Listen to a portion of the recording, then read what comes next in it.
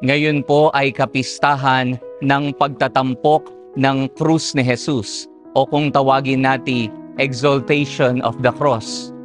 Alam niyo po ba mga kapatid, ang tingin ng mga tao noong sinaunang panahon ng mga Romano sa krus ay kaparusahan, kabiguan at kamatayan. Ito ay ginagamit nila upang ipako rito ang mga makasalanan. Nakalantad sa harapan ng mga tao ang krus na ito, kaya po sa tuwing tumitingin sila dito, natatakot sila palagi.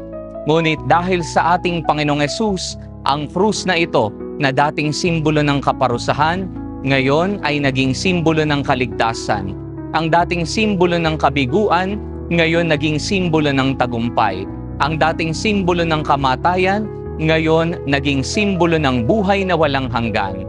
At ito po ang pinapakita sa atin mga kapatid, na pinapakita sa atin ni Jesus dahil minamahal niya tayo, iniligtas niya ang sanlibutan. Ang tanong, kung mahal ka ng Diyos, mahal mo rin ba siya?